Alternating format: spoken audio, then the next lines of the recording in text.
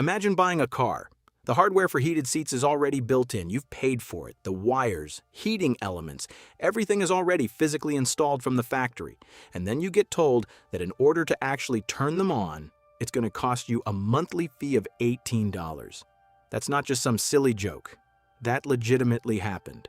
You might already know this story, but the ending isn't what you expect. This was BMW.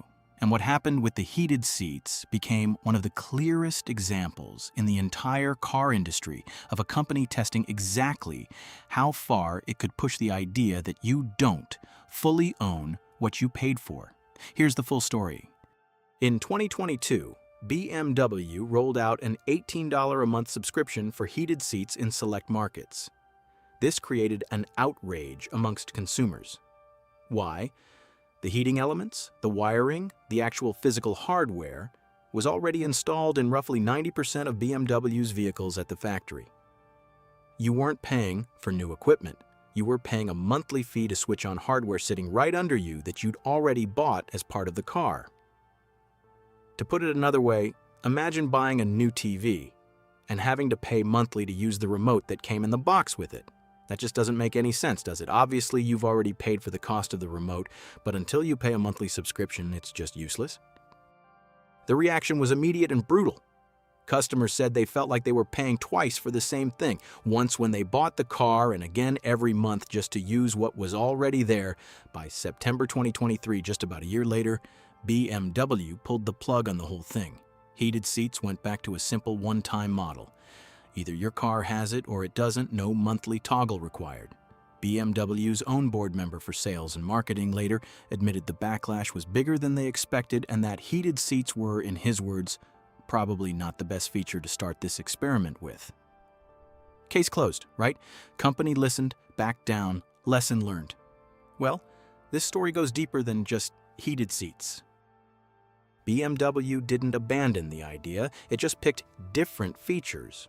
As of this year, BMW still sells subscriptions for things like remote start, high beam assist, adaptive M suspension, and a 360-degree parking camera.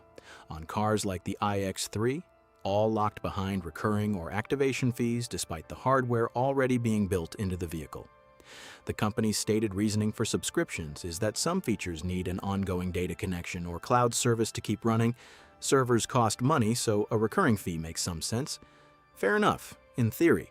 But here's where BMW's own justification starts to fall apart.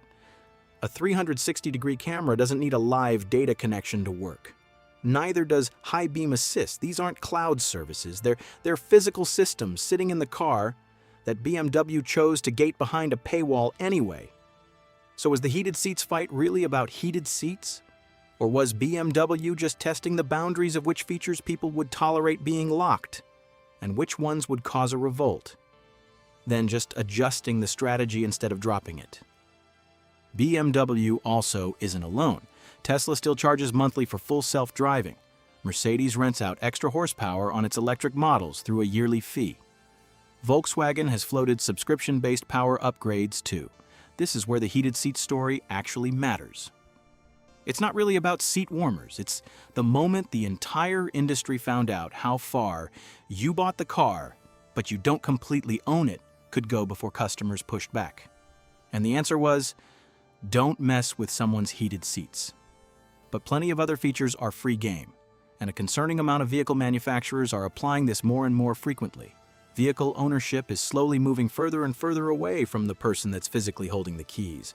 And this is especially concerning from premium manufacturers whose vehicles can cost as much as $100,000 brand new. Now, just a few notes for accuracy. The original $18 per month heated seat subscription applied in specific markets, not globally, and pricing and feature availability shift over time and by region.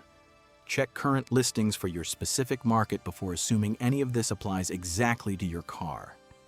BMW has continued adjusting this strategy, so some specifics here may already be shifting by the time you're watching this. BMW just learned that people will tolerate a lot from a car they already bought. just maybe not their seat heaters.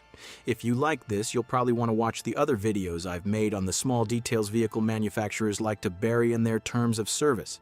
Same theme, different mechanisms, much more concerning technology. I'll leave a link on screen now.